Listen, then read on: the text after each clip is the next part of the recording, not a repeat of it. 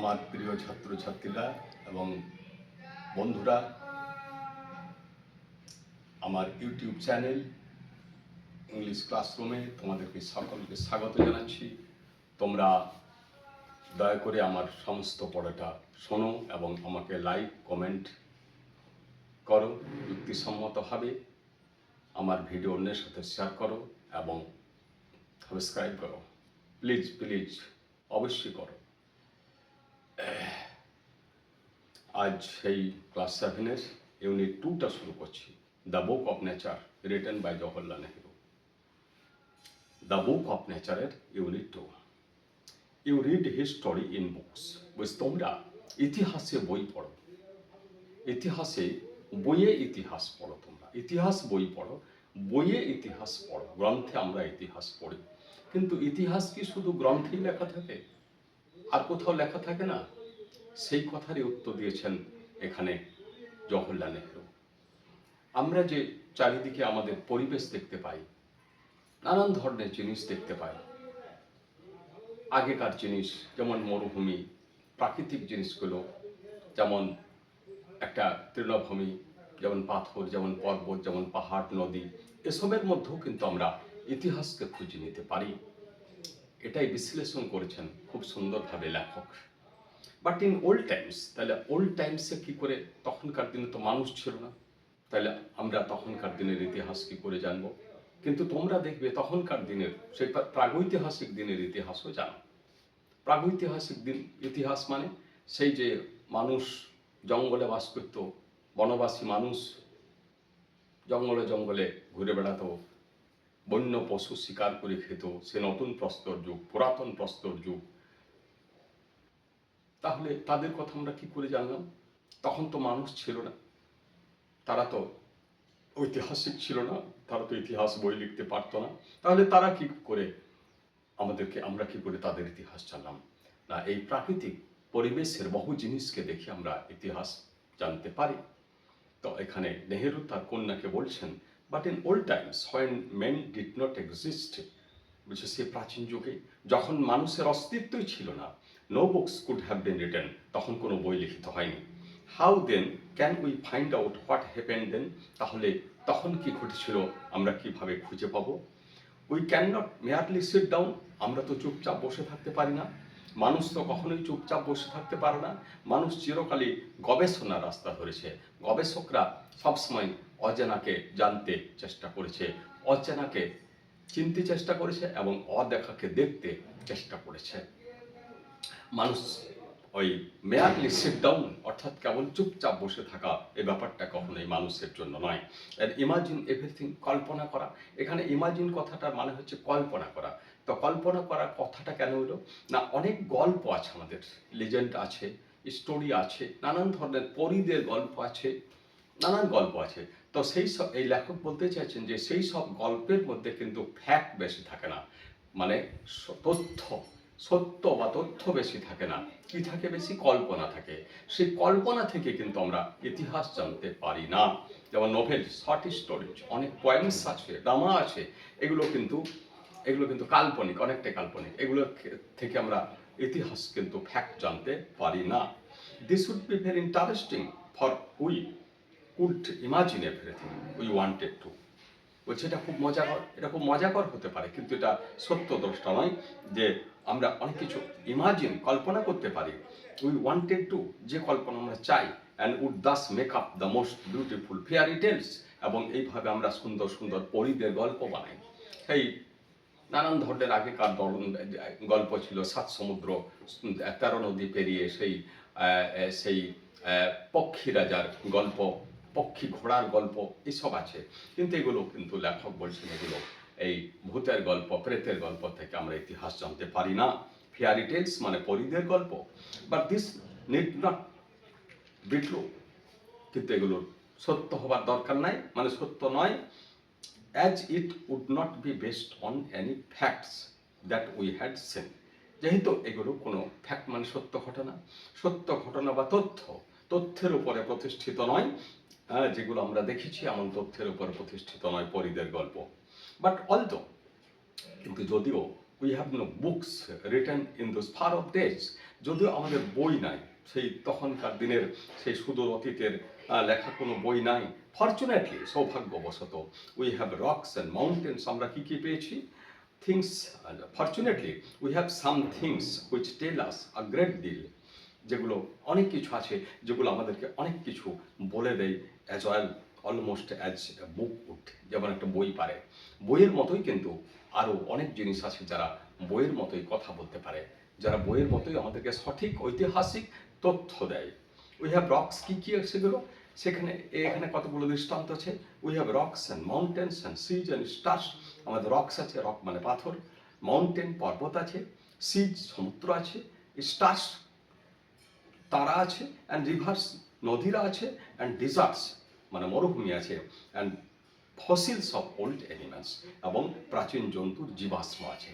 এই জীবাশ্মর কথাটা আমি আগে বলেছি যে বহুদিন আগে কোনো ভূমিকম্প হয়েছিল, সেই ভূমিকম্পের সময় এই উপরের জগতের সব কিছু নিচের জগতে চাপা পড়ে যায়, এবং তার সেখানে হয়তো একটা হরিণ ছিল এবং পাশে একটা গাছ ছিল, এই গাছটা আস্তে আস্তে পাথর হয়ে গেল, কয়লা হয়ে গেল, এবং তার উপরে পাশাপাশি চাপাচাপি ছিল, হরিণের ছাপ পড়ে গেল। আমরা তখন ওই পাথরটার উপর একটা হরিণের চিত্র দেখতে পাই, এটাকে বলা হয় ফসিল বা জীবাশ্ম। These and other like things, এইগুলি এবং অন্যান্য এরকম জিনিস আর আওয়ার বুকস, এগুলি আমাদের বই। For the earth's early story, পৃথিবীর প্রাথমিক ইতিহাসের এগুলো হচ্ছে বই। And the real way to understand this story, এই গল্পটা বোঝার বাস্তব রাস্তা হচ্ছে is not merely to read about it in other people's book, এগুলো অন্য লোকের বইয়ে পড়ে জানা যথেষ্ট নয়, but to go to the great book of nature itself, কিন্তু আমাদেরকে কি করতে হবে? প্রকৃতির বইয়ে চলে যেতে হবে। গ্রেট বুক অফ নেচার, প্রকৃতির বই মানে প্রকৃতির রূপ বই অর্থাৎ প্রকৃতি বই। You and I hope, you will, I hope, আমি আশা করছি তুমি সুন বিগিন টু লার্ন, শিখতে শুরু করবে। How to read this story, কী করে পড়তে হয় এই গল্পটা। From the rocks and mountains, পাথর থেকে, পর্বতমালা থেকে। কল্পনা করো, imagine how fascinating it is, কল্পনা করো এটা কত মজাকর, কত চমৎকার। ফ্যাসিনেটিং মানে চমৎকার। এভরি লিটল স্টোন, প্রত্যেকটা ছোট ছোট পাথর, that you see lying in the road, যেগুলো তুমি রাস্তায় পড়ে থাকতে দেখো, or on the mountain side, অথবা পর্বতের ধারে পড়ে থাকতে দেখো, maybe a little page in nature's book, এগুলো প্রকৃতির বইয়ের একটা ছোট্ট পাতা হতে পারে। And maybe able to tell you something, এবং তোমাকে কিছু বলতে সক্ষম হবে, if you only knew how to read it, যদি তুমি এটা কিভাবে পড়তে হয় সেটা জানো। মানে প্রকৃতি একটা বই, কিন্তু পড়তে জানতে হবে। To be able to read any language, কোনো ভাষা পড়তে হলে, Hindi or Urdu or English, যে কোনো ভাষা পড়তে হলে, you have to learn its alphabet, তোমাদেরকে এর অ্যালফাবেট মানে বর্ণমালা জানতে হবে। এ বি সি ডি ক খ গ এসব জানতে হয় কোনো ভাষা পড়তে হলে। So also you must learn the alphabet of nature, তাই তোমাদেরকে জানতে হবে প্রকৃতির অ্যালফাবেট মানে জ্ঞানচোখ, প্রকৃতিকে পড়তে শিখতে হবে।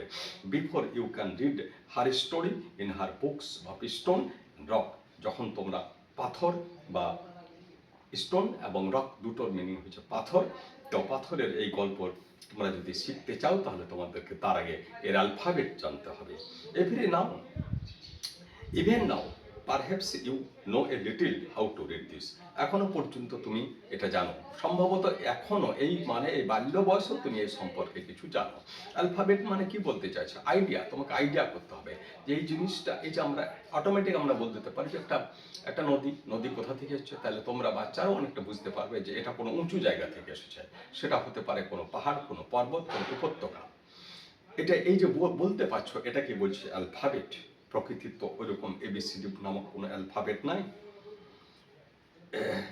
How to read it, if you see a little round shiny pebble, যদি তুমি একটা ছোট্ট গোলাকার চকচকে প্যাবেল মানে নুড়ি পাথর দেখো, does it not tell you something, এটা কি তোমাকে কিছু বলছে না? How did it get round and smooth, এটা কিভাবে গোল হলো এবং এত চকচকে হলো, মসৃণ হলো, অ্যান্ড শাইনি হলো, শাইনি মানে চকচকে, without any corners or rough edges, যার মধ্যে কোনো কোণ নাই, কোনো কোনো অমসৃণ প্রান্ত নাই, যেটাকে বলছে প্যাবেল। প্যাবেল মানে হচ্ছে নুড়ি পাথর, একবারে প্রচণ্ড গোল হয়, সম্পূর্ণ গোল হয়। দেখবে তোমরা নুড়ি পাথর সাদা দেখেছো, অনেক সময় সাদাও হয়, ব্লু হয়, ব্ল্যাকও হয়। তো নুড়ি পাথরটা এই যে এত মসৃণ হলো, চকচকে হলো, যার মধ্যে কোনো কোনো খাঁজ নাই, এটা কি করে হলো? প্রশ্নটা তোমাকে জানতে হবে। এই প্রশ্নটাই হচ্ছে তোমার অ্যালফাবেট। আর তোমার মধ্যে যদি কোনো প্রশ্ন না থাকে তাহলে তুমি শিখতে পারবে না।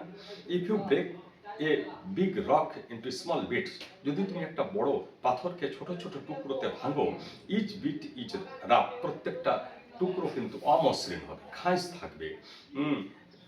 Rough and has corners and rough edges, কোণ থাকবে এবং অমসৃণ প্রান্ত থাকবে। It is not at all like a round smooth pebble, এটা কিন্তু একেবারে সে গোলাকার মসৃণ নুড়ি পাথরের মতো নয়। How then did the pebble become so round and smooth and shiny, তাহলে এবারে প্রশ্ন জাগবে তোমার মধ্যে যে কী করে এটা এত চকচকে এবং কী করে গোলাকার হলো এটা। It will tell you the story if you have good eyes to see, এটা তোমাকে সেই গল্প বলে দেবে যদি তোমার দেখার মতো ভালো চোখ থাকে, and ears to hear it, এবং শোনার মতো কান থাকে। It tells you that once upon a time, এটা তোমাকে বলে দেবে যে কোনো এক সময়, মানে পাথরটা ইট মে বি লং এগো, এটা অনেক দিন আগে হতে পারে, it was a bit of a rock, এটা একটা পাথরের টুকরো ছিল। Just like the bit you may break from a big rock or stone with plenty of edges and corner, ঠিক যেমন তুমি যদি একটা বড় পাথরকে ভাঙো তাহলে যেমন খাঁজ খাঁজ অমসৃণ টুকরো পাও, ঠিক সেরকমই ছিল এটা প্রথমে। তারপর এটা একেবারে গোল হয়ে গেল, চকচকে হলো কি করে? প্রবেবলি, সম্ভবত, it rested on some mountain side, এটা কোনো পর্বতের প্রান্ত দেশে পড়েছিল। রেস্টেড মানে পড়েছিল। দেন কেম দ্য রেন, তারপর বৃষ্টি এলো, and washed it down to the little valley, তারপর এটাকে ছোট্ট একটা উপত্যকাতে ওয়াশড ডাউন মানে ধুয়ে নিয়ে ঠেলে নিয়ে চলে এলো। ভ্যালি হোয়ার ইট ফাউন্ড মাউন্টেন স্ট্রিম, তারপর এর দেখা হলো একটা পার্বত্য নদীর সাথে বা ঝর্ণার সাথে, which pushed him on on till it reached a little river, তারপর এটাকে ঠেলে নিয়ে চলে এলো যতক্ষণ না এটা একটা ছোট নদীতে পড়লো, মানে তারপর নদীতে এসে পড়লো। অ্যান্ড দ্য লিটল রিভার, তারপর ছোট্ট নদীটা টুক ইট টু দ্য বিগ রিভার, বড় নদীকে নিয়ে চলে এলো। অ্যান্ড অল দ্য হোয়াইল, সারাক্ষণ it rolled at the bottom of the river, এটা নদীর একেবারে তলদেশে মানে গড়গড়িয়ে আসতে লাগলো। তলদেশে গড়গড়িয়ে আসছে, গড়গড় করে দীর্ঘদিন দীর্ঘ বছর ধরে আসার ফলে তার সমস্ত প্রান্তগুলো ক্ষয় হয়ে যায় এবং গোল হয়ে যায় এবং চকচকে হয়ে যায়। অ্যান্ড ইটস এজেস ওর নেওয়ে, এর প্রান্তগুলো ক্ষয় হয়ে যায়, ওর এওয়ে মানে, অ্যান্ড ইটস রাফ সারফেসে মেড স্মুথ, তার অমসৃণ যে উপরিতল ছিল এগুলো মসৃণ হয়ে যায়, অ্যান্ড শাইনি, চকচকে হয়ে যায়। সো ইট বিকেম দ্য প্যাবেল, এইভাবে এটা প্যাবেল বা নুড়ি পাথর হয়ে গেল, দ্যাট ইউ সি, যেটা তুমি এখন দেখতে পাবে। Somehow the river left it behind, কোনোভাবে নদী কিছুকে আবার ফেলে চলে যায়। অ্যান্ড ইউ ফাউন্ড ইট, বলছে নদী এটা মাঝপথেই ফেলে দিয়ে চলে যায়, মানে নদী তো সমুদ্রে মেশে, কিন্তু মাঝপথে নদীর যখন গতি কমে যায়, নদী যখন পার্বত্য প্রবাহ থেকে সমভূমির প্রবাহে আসে, তার গতি কমে যায়, শক্তি কমে যায়, তখন নদীগর্ভের বহু জিনিস নদীর দুই প্রান্তে জমা পড়ে যায়। তাহলে এইভাবে পাথরটা তুমি কোনো নদীর বিচে, কোনো নদীর উপকূলে তুমি দেখতে পাবে অসংখ্য পাথর। If the river had carried it on, যদি এটা নদী আরও এটাকে বহন করে নিয়ে যায়, it would have become smaller and smaller, এটা আরও ছোট হয়ে যাবে। মানে কিছু কিছু পাথরকে নদী তার প্রান্তদেশে মাঝপথে ফেলে দিয়ে চলে গেল, আবার কিছু কিছু নিয়ে চলে গেল। যাদেরকে নিয়ে চলে গেল তারা কিন্তু একেবারে সমুদ্রের কাছে পড়বে এবং তারা আরও বেশি ক্ষয় হয়ে যায় এবং তারা একেবারে বালুকা চূর্ণ হয়ে যায়, আরও ছোট হয়ে যায়, টিল অ্যাট লাস্ট, অবশেষে এটা became a grain of sand, এটা বালুর টুকরো হয়ে যায়। অ্যান্ড জয়েন ইটস ব্রাদার্স, এবং তার ভাইদের সাথে যোগদান করে অ্যাট দ্য সি সাইড, সমুদ্রের ধারে, to make a beautiful beach, সেখানে একটা সুন্দর বিচ মানে একটা মানে সৈকত ভূমি বা উপকূল ভূমি তৈরি হয়। উপকূল ভূমিতে প্রচুর বালু থাকে, মানে আগে ওর দাদারা পৌঁছেছে, বালুগুলো জমা হয়েছে, তারপর তার ভাইরা আবার আসছে, এইভাবে একেবারে বালুকার স্তর, মানে বালুকার পাহাড় বা স্তূপ তৈরি হয়ে যায়, বালুকার একটা ল্যান্ড তৈরি হয়ে যায়। হোয়াইল, তোমরা যেটা দেখতে পাবে পুরীতে দেখতে পাবে, দীঘাতে, এরকম বিভিন্ন জায়গায় দেখতে পাবে বালির স্তূপ, ছেলেরা খেলা করে, হোয়ার লিটল চিলড্রেন, যেখানে ছোট্ট ছেলেরা ক্যান প্লে, খেলা করতে পারে, and make castles out of the sand, এবং বালু থেকে তারা প্রাসাদ তৈরি করে। মানে বাচ্চারা যদি অনেক বালি দেখতে পায়, বালিতে ঘর তৈরি করে, আর রাজার ছেলে হলে সে প্রাসাদ তৈরি করে। If a little pebble can tell you so much, এই গল্পটা হয়ে গেল। বলছে একটা ছোট্ট প্যাবেল বা নুড়ি পাথর যদি তোমাকে এত কথা বলতে পারে, how much more could we learn from all the rocks and mountains and the many other things we see around us. তাহলে আরও যে নানান জিনিস, পাথর, পর্বত, পাহাড়, নদী, মরুভূমি, এগুলো সকলে তাহলে আরো কত কথা বলবে, এটি বলতে চাইছে। তাহলে একটা নুড়ি পাথর, এটাকে বলছে অ্যালফাবেট। মানে তোমার দেখার যদি আগ্রহ থাকে, কিউরিওসিটি, কৌতূহল থাকে, তাহলে একটা প্যাবেল থেকে তুমি কত কি শিখে গেলে। তাহলে নদী, পর্বত, উপত্যকা, অধিত্যকা থেকে তুমি আর কত কি শিখবে। এ পর্যন্ত পড়ালাম আজ, এখানে শেষ করছি। আবার বলছি, তোমরা অবশ্যই আমাকে লাইক, কমেন্ট, শেয়ার এবং সাবস্ক্রাইব করবে। ধন্যবাদ, ভালো থাকবে।